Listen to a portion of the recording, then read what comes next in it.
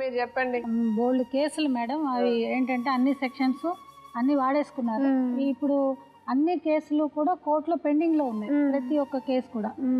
ఈ Srilatha madam 125 CrPC కింద మైలార్గడ్డ మిరియాల గూడలో కేసు వేసింది. అంటే నాకు నా పిల్లలకి మెయింటెనెన్స్ కావాలి అని చెప్పేసి.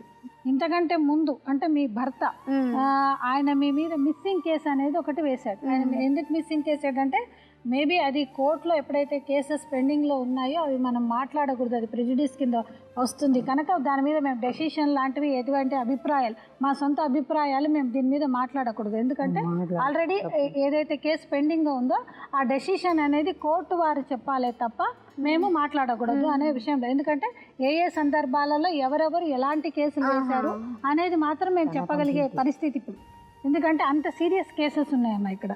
సో మేడం అతనేమో ఈ అమ్మాయి మీద మిస్సింగ్ కేసు అనేది వేశారు. మరి ఎందుకు వేశారో అదైతే నిజంగానే ఆశ్చర్యంగా ఉంది. ఒక భర్త భార్య మీద మిస్సింగ్ కేసు ఎందుకు వేశారో, ఆ మిస్సింగ్ కేసులో మళ్ళీ దొరికిన తర్వాత వీళ్ళంటారు నేను కిడ్నాప్ కేసు అది, అందుకని ఆయన ఒకరోజు జైలుకి వెళ్ళారు అని చెప్పి అంటున్నారు. అంటే ఎవరు ఈ సదరు గోపాల రెడ్డి అని అతను అన్న తర్వాత మేడం ఈ అమ్మాయి section 498A 325 307 497 red with 334 of IPC కింద కేసెస్ వేసింది. అంటే 497 అంటే అడల్టరీ, ఇవన్నీ 325 307 ఇవన్నీ కూడా కలిపి నువ్వు అన్ని సరితతో కూడా ఆ అమ్మాయిని కూడా కలిపేసి కేసెస్ అన్నీ వేసేసింది మేడం. వేసిన తర్వాత మరి అది స్టిల్ ఆ కేసులు అవి ఎంతవరకు మరి పెండింగ్లో ఉన్నాయో అవన్నీ అయితే తెలియదు, ఎందుకంటే అవన్నీ స్టిల్ అక్కడే ఆగిపోయి ఉన్నాయి.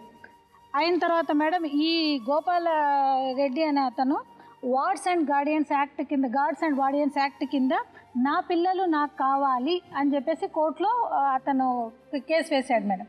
అంటే మీరు భార్యాభర్తలు విడిపోకుండానే మరి ఒక డెసిషన్ కోర్టు నుంచి ఏమి రాకుండానే నా పిల్లలు నాకు కావాలి అని ఆయన వేయడంలో అర్థం ఏంటంటే మీ దగ్గర నుంచి ఆయన విడిపోవాలి అని ఆయన ఒక డెసిషన్కి వచ్చే కోర్టులో నా పిల్లలు నాకు కావాలి అనే దాని మీద వేశారు. దాంట్లో ఒక ఐఏ ఆర్డర్ వచ్చింది మేడం.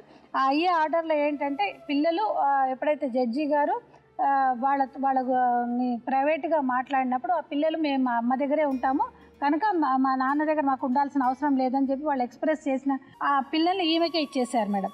ఇచ్చేసిన తర్వాత అంటే ఇచ్చేసి కేసు అయ్యేంత వరకు పిల్లలు మీ దగ్గరే ఉండవచ్చు అని చెప్పారు. అవునా ఆ రోజు జడ్జి గారు?